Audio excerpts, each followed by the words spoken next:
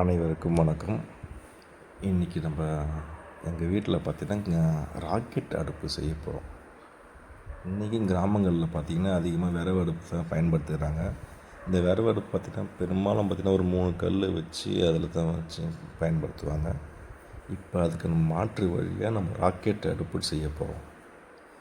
இதுக்கு பார்த்திங்கனாக்கா செங்கல் ஒரு 19 கல் இல்லை 21 கல் தேவைப்படும்.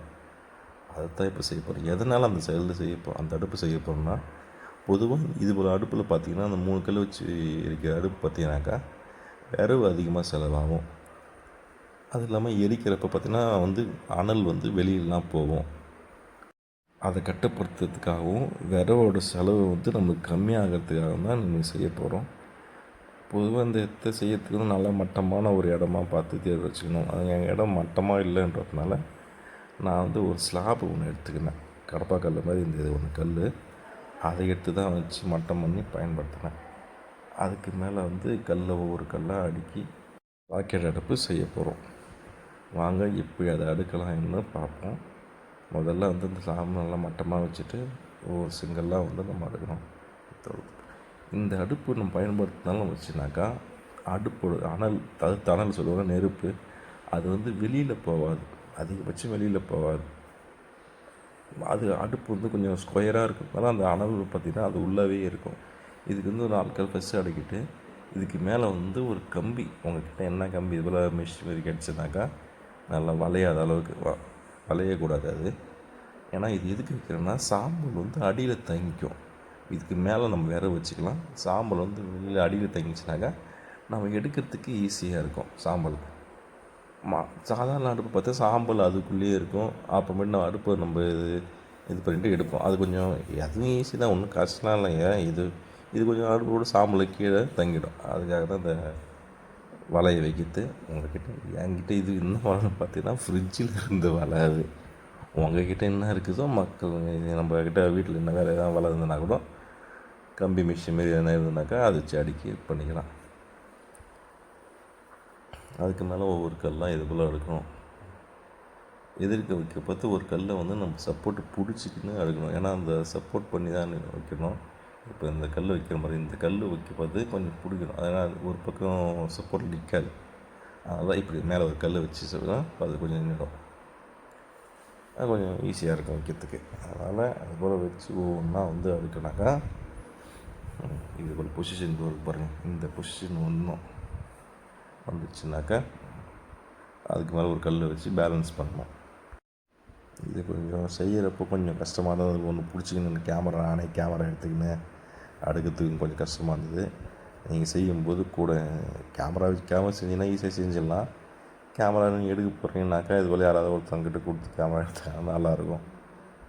இப்போ ஒரு கல் பார்த்திங்கன்னா பேலன்ஸ் எல்லாம் நிற்கும். அந்த பேலன்ஸ் இல்லாத நிற்கிற கல்லுக்கு மேலே ஒரு கல் வச்சா தான் அது பேலன்ஸ் ஆகும். ஓகேவா?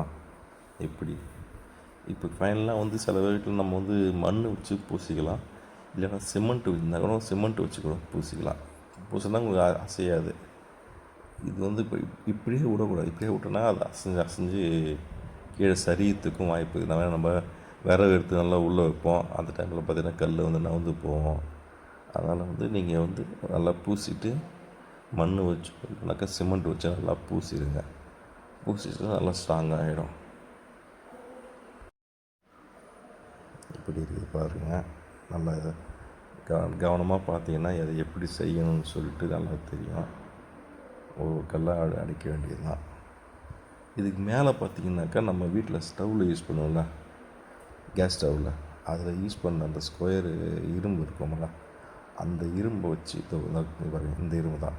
இந்த இரும்பு மேலே வச்சுனாக்கா அதுக்கு மேலே குண்டாக ஏதாவது வைக்கிறதுக்கு ஈஸியாக இருக்கும் உங்களுக்கு.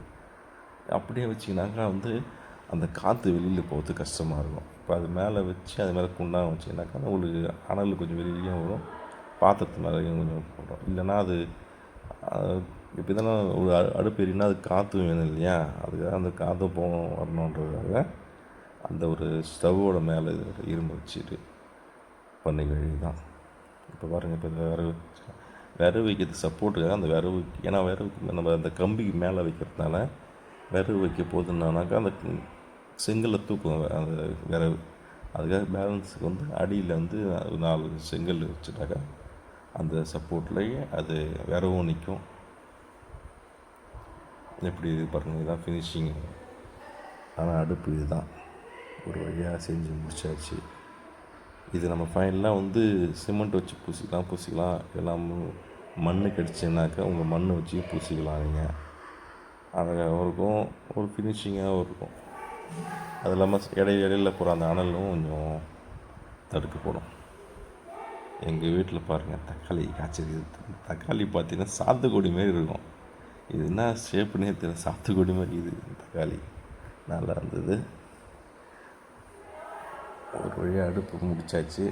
நாளைக்கு காலையில் தான் அடுப்பு எரிய வச்சு ட்ரை பண்ணி பார்க்குறோம். இது பாருங்கள், இப்போ தான் அடுப்பு. எங்கள் அம்மா பார்த்தீங்கன்னா அடுப்பு மேலே கல் வச்சு ஹைட்டாக இருக்குது சொல்லிட்டு 2 ரே எடுத்துட்டாங்க. எடுத்துகிட்டு ஒரே ஒரு செங்கலை மட்டும் மேலே வச்சு அதுக்கு மேலே அடுப்பு வச்சு பாருங்க எடுத்துட்டாங்க. குண்டான தூக்கி மேலே வைக்க முடியலன்னு சொல்லிவிட்டேன். இருக்கிற 2 கல் ஒரு எடுத்துகிட்டு அடுப்பு பற்ற வச்சுருக்காங்க.